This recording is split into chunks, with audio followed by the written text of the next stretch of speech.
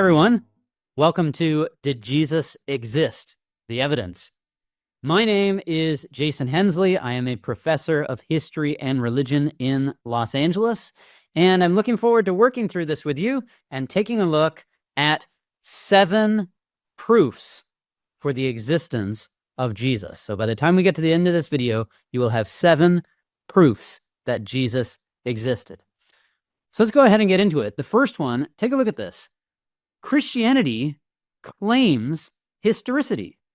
What that means is that Christianity doesn't just come along and say, well, you can believe it, you might not believe it, it doesn't really matter if it actually happened. Christianity says, this is real. These things happened. And in fact, when you look at some of the Gospels, so this is Gospel number 3, the Gospel of Luke, you will note that the Gospel itself even pushes people to argue back, pushes people to verify it. Take a look. It says here in Luke chapter 1, verses 1 through 4, "Inasmuch as many have undertaken to compile a narrative of the things that have been accomplished among us, just as those who from the beginning were eyewitnesses and ministers of the word have delivered them to us, it seemed good to me also, having followed all things closely for some time past, to write an orderly account for you, most excellent Theophilus, that you may have certainty concerning the things you have been taught." So as Luke's writing this, Luke specifically says that he was writing this with the details. See that there? An orderly account. That way, people could have certainty of what they had heard. So when Luke writes, he's ready for people to question the details. This is why he says in here, I've written this so that you can be certain. Now, there's other passages. It's not just the Gospels, but there's other passages. In 2 Peter chapter 1, Peter says, we didn't follow fables that people just invented. This was real history. So we want to notice that Christianity, number 1, claims this is all based in fact, in history. So that's the first proof. That would be a pretty funny thing to claim if it were easy for people to just come along and dispute. Hey, wait a minute, that never happened. This person never existed. Okay. You can see this too in what the Apostle Paul writes. You'll notice he talks about Jesus as though Jesus is a real person. In fact, at the end of this quote here, he mentions James, the Lord's brother. James, the Lord's brother. Now, again, that would be a strange, silly thing to say if Jesus did not exist. So that's proof number 1, that Christian sources base themselves in history. Now, we're not going to spend a lot of time looking at the biblical record because you could say, well, wait a minute, it's sort of circular to look at the Bible to prove what the Bible says. So instead, we're now going to move into scholarly and historical sources. So let me show you number 2. Number 2 is that scholars acknowledge Jesus' existence. So this isn't really a thing that scholars argue about. You might hear your typical lay people talking to each other and saying, oh, Jesus was never real, something like that. That's not something that you hear scholars saying. So take a look at this book. This is by Gerd Ludemann. It's called The Resurrection of Christ, a Historical Inquiry. And what I should tell you is that Ludemann was an atheist. Now, it's interesting, considering this, that he writes here under this heading, the death of Jesus. He says, Jesus' death as a consequence of crucifixion is indisputable. Now, consider what this says. Number 1, he's not only saying Jesus existed, but he then goes further and says, Jesus existed, and it is indisputable that he was crucified.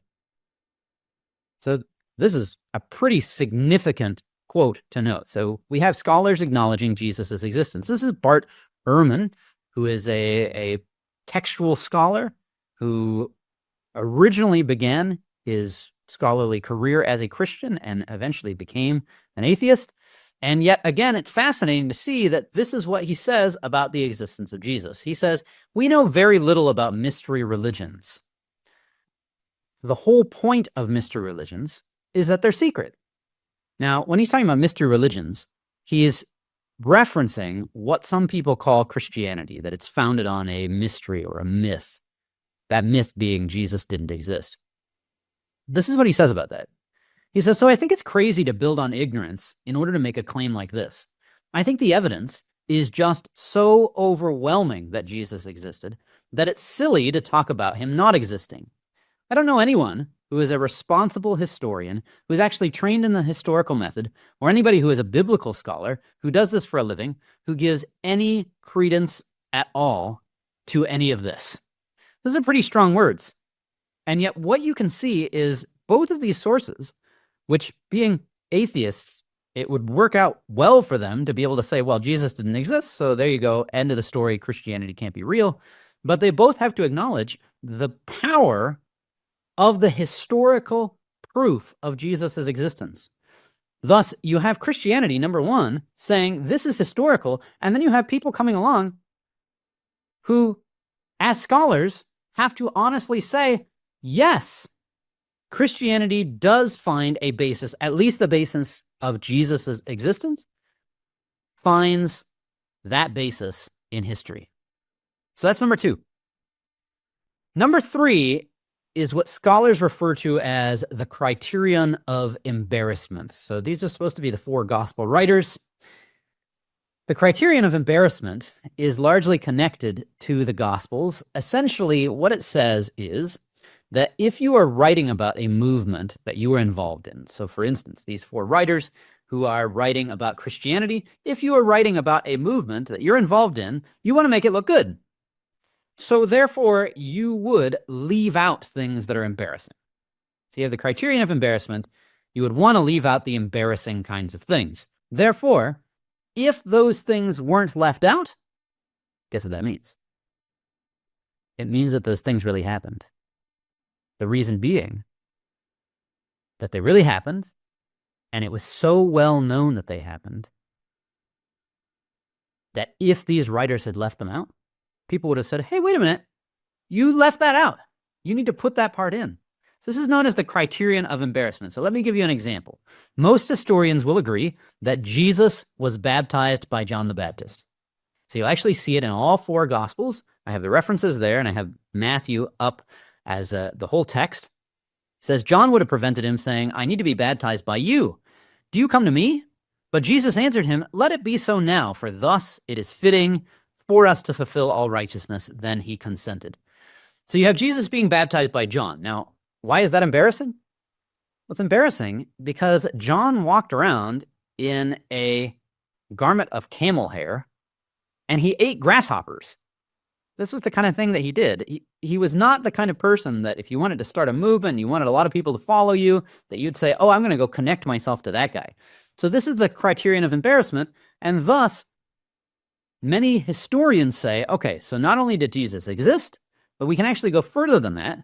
Based on what the Gospels say here, which would have been embarrassing, Jesus must have been baptized by John. Now, they not only say that Jesus was baptized by John, but they say, and he was crucified.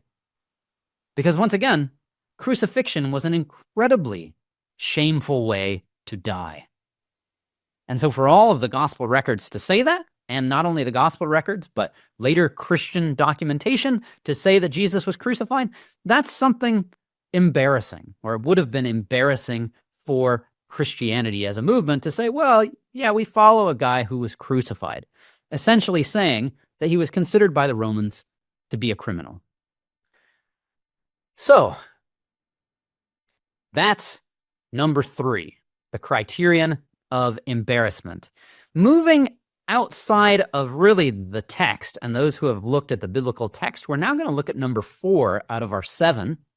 Number four brings us to a man named Josephus. He was a Jewish historian, as you can see from the 1st century. And what's interesting about Josephus is that he very specifically writes about Jesus. Now, I'm not going to read this whole quote. I'll just tell you that it's pretty clear that this quote wasn't actually written by Josephus. Now, if you were to pick up a text of his work, you would find this in it, but probably this is some kind of emendation, some kind of change that happened to Josephus's work. The stuff that he says here is not something that a Jewish historian would have said. Things like if it's lawful to really call him a man, things like he was raised on the third day, all of this. That seems strange for a Jewish historian to say. The reason I'm bringing this up is because even though this appears to have been tampered with by somebody, or maybe a scribe accidentally added this part in, something like that, it appears that there was some kind of kernel about Jesus in that text because Josephus mentions Jesus a second time. And when he mentions him a second time, you'll notice that it sounds like he's referring back to the first time. Listen to this. He says, Festus was now dead, and Albinus was but upon the road. So he assembled the Sanhedrin of judges and brought before them the brother of Jesus. Okay, interesting. There's Jesus, who was called Christ, whose name was James, and some others. So they bring the brother of Jesus forward. His name is James, and Josephus says, it's that one, that Jesus, that was called Christ. Jesus was a somewhat common name. Now, he's not writing to Jews. He's writing to Greeks. So it's not like he's saying to a group of Jews, oh, this is the one that some of us thought was the Christ. He's not saying that because he's writing to Greeks who have no idea about the Christ or anything like that. So when he says who was called Christ, what he's doing is he's referencing back something that he already said. In other words, that first quote had to have something about Jesus. It had to have something about him being called Christ. So we actually have two references in Josephus to Jesus existing. Now, I think that's important because as a Jewish historian who didn't believe in Jesus, Josephus would have had every desire to say, oh, and by the way, Jesus didn't exist. And that would be an easy way to kind of push against Christianity and to say this rival group of Jews that are starting to follow Jesus, they're just crazy. They're following somebody that didn't exist. And yet Josephus doesn't do that. Now, the Talmud comes a little bit later. Talmud is a sacred Jewish text. It was written in about 500 CE. That's when it came together, but it was written from 200 to 500. But it was fully compiled in 500. And it's interesting to see what the Talmud says about Jesus. So the Talmud has a number of references to Jesus, and it specifically refers to him as somebody who's causing trouble. Here on the fourth line, he's referenced as Jesus the Nazarene. And what's happening in this passage is one of Jesus's students is arguing about the Torah, the first 5 books of the law. He's arguing about the Torah with some of the rabbis, or at least it's referencing an argument about this. So if you look at this passage, what you'll notice is, number one, it's just assumed that Jesus actually existed. Number two, he's a Nazarene, which is where he's from. He's from Nazareth, according to the Gospels.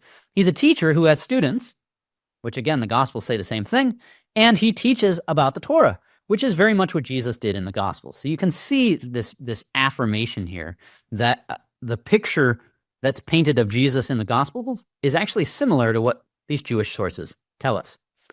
So this is source number 5, the Talmud. Here's another reference. It says, didn't the infamous Ben Stada take magic spells out of Egypt in a scratch on his flesh? Here's somebody who gets a tattoo and therefore can perform magic, and they get this ability in Egypt. It says, they said to him, he was a fool, and you cannot cite proof from a fool. That is not the way that most people write.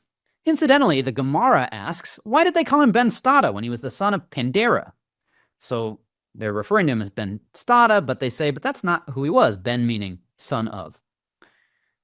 Rav Hista said, his mother's husband, who acted as his father, was named Stada, but the one who had relations with his mother and fathered him was named Pandera. So this is an interesting arrangement. What it's saying is, this guy came from Egypt, he performed magic spells, he also had this situation in which the man he grew up with as his father was not actually his father.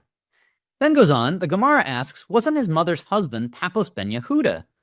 Rather, his mother was named Stada, and he was named Ben Stada after her. The Gemara asks, but wasn't his mother Miriam, who braided women's hair? Now, this is interesting because this passage doesn't mention Jesus by name, but you will notice it does mention Mary. It says his mother's name was Miriam. Now, Miriam is the Hebrew name for Mary. The Gemara explains that is not a contradiction, rather Stada was merely a nickname. Now, if you bring all this together, it's interesting to see how this connects to Jesus. Again, if this is talking about Jesus, which it seems to, because there's so many connections here, it says he actually existed. They call him a fool, which you actually see some of the Jewish rulers referencing Jesus as a fool in the Gospels. He has a stepfather, which would have been Joseph. Now, in the Talmud, he's named Papos ben Yehuda, so that's not a similarity.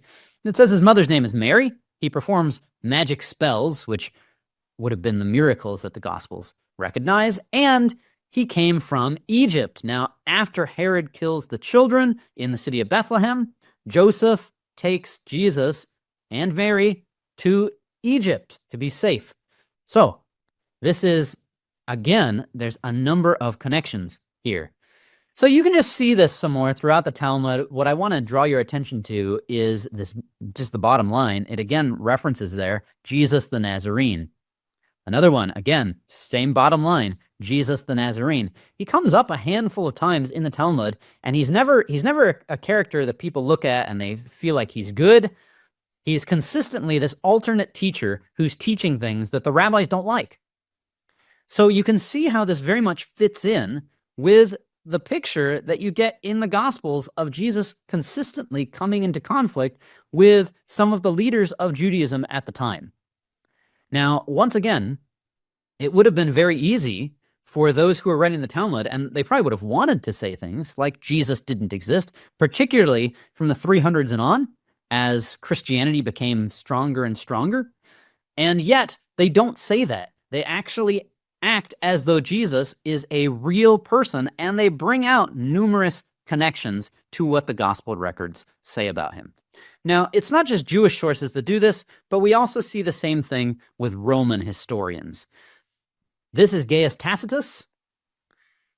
This is the actual manuscript in which he writes about Christians. Tacitus was a first-century historian, and what he's writing about here is when Rome burns down. Now, Nero was the Caesar at the time, and in order to take the focus off of himself, Nero decides to blame the Christians for the fire. And so here's what Tacitus says about it. He says, to put down the rumor that he ordered the fire, Nero substituted as culprits and punished in the most unusual ways those hated for their shameful acts, whom the crowd called Christians. The founder of this name, Christ, now look at what he says here. Again, very specific details, had been executed in the reign of Tiberius, that would be the Caesar, by the procurator Pontius Pilate. So Tacitus tells us, again, a first-century historian saying he was called Christ, he was crucified or executed during the reign of Tiberius and Pontius Pilate. So that's Tacitus. So you can see, again, a number of connections to what the Gospels say about Jesus and to Jesus actually existing. Now, here's a historian who came a little bit later, Gaius Suetonius, another Roman historian. He tells us a very little piece here. He says he's writing about Claudius Caesar, expelled the Jews from Rome since they were always making disturbances because of the instigator Chrestus. Now, not only do we see reference to Jesus, but you can also see a little piece here that Christians were seen as Jews still. It was a movement within Judaism. So there's Jesus once again. A lot of connections here to Jesus definitely existing. So those are the Roman historians. That was number 6. This is now the last one. Number 7, Roman philosophers. Now, we know very little about Mara bar Serapion. However, what we do know about him, he's actually Syrian. What we do know about him is that he wrote about Jesus. He says right in the middle of this quote, "What advantage did the Jews gain from executing their wise king?" Now, by the way, you will just note that Jesus died at the hands of the Romans. So Bar Serapion is incorrect here when he specifically attributes it to the Jews. But notice he refers to Jesus as their king, and then he takes this line. He says it was just after that that their kingdom was abolished. Now, that's actually what Christianity had taught in the beginning, that the kingdom would be abolished from Judaism because of the rejection of Jesus. So again, you can see that this is all supporting Jesus existed, and he taught things that spread and are very similar historically to what was said in the Gospels. He existed, he was connected to Judaism. He was the Jewish king. The Jews executed him, or Jews were involved in his death, even though it was a Roman method of execution. The Jewish kingdom was destroyed and Jews were dispersed throughout the world. This is the final quote, our last philosopher in number 7, Lucian of Samosata. Lucian didn't like Christians, and so he makes fun of them. But look at what he says about them. He says, to be sure, after that other whom they still worship, the man who was crucified in Palestine, because he introduced this new cult into the world. So he references Jesus as a man who was crucified, and he says specifically in Palestine, and he starts this new, as Lucian says, new cult. He then goes on and he talks about some of the things that Jesus taught. He says they are going to be immortal and live forever. This is what the Christians believed. Not only that, they were all brothers. In other words, they were all equals.